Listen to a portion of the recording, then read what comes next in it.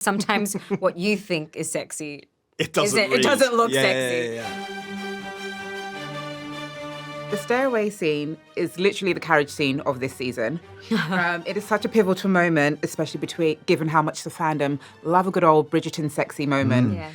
So how did you make sure that filming that scene wasn't so stressful, and how did you bring out the magic in that moment between them? Oh, well, we have a great intimacy coordinator, Lizzie Talbot, and she creates, it's almost like a dance. She choreographs it so it makes it look sexy. Because sometimes what you think is sexy, it doesn't look sexy. Yeah. I think what's great about Bridgerton is that they are proper story beats. And I think the magic of it is that it feels like a proper dance, and it feels like something that really symbolizes their relationship rather than just feeling like, okay, and now we have to do the obligatory sex scene. The poetry's sort of like already written into it, which means that you can, it's earned, exactly. Yeah. Exactly that. What would be the perfect song to sum up your romance come the finale?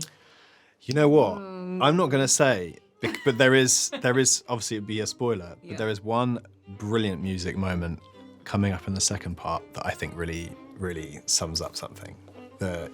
I can't say because of spoilers. One that maybe isn't picked for the show, but like, what would you pick for yourselves?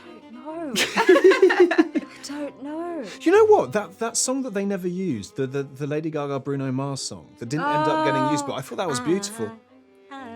Yeah. For me, I always hear that and think of, because sometimes the songs we rehearse with is not necessarily the songs that you then end up in the edit. But I actually think that's a beautiful song, and weirdly I associate it with us because we did rehearse with it. Yeah. Be My Mistress. What a sucker punch of a line. What was it like going from a moment of absolute passion and heat to being absolutely cold?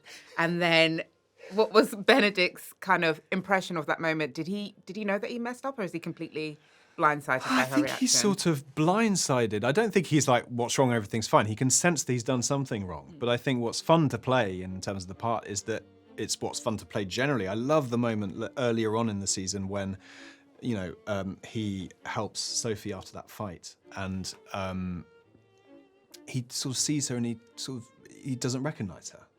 And so it's nice because it's sort of like there's a blindness to him, I think, in that moment. So I don't think he knows that he's done something wrong. I think he genuinely does think this is an offer that will work, and that that he can sort of have his cake and eat it, which is, I love it because it's such a surprise for a character that feels so easygoing. It's an attempt to really sort of categorise things. So it's sort of like a more anxious side of him, which we haven't really seen.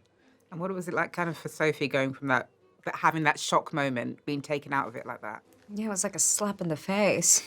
just genuinely, it felt like that, because when we were doing the scene, you were doing it with such passion and commitment and like genuinely earnest. And it's like a snap back to reality. Like she actually let her guard down too much. And she's like, actually, we're from two different worlds. Like, this is silly. Like for her, like she's beating herself up again, yeah. How does being the Cinderella type of character from a humble social status impact the choices you made, kind of being this season's leading lady?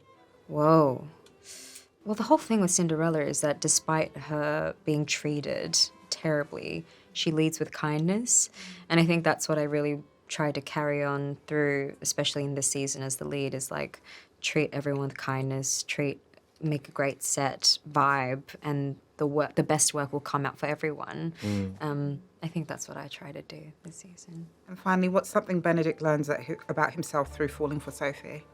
That there's excitement and huge meaning to be found in actually really making a choice and facing down life as it is, rather than trying to pretend that you can be free forever. I think.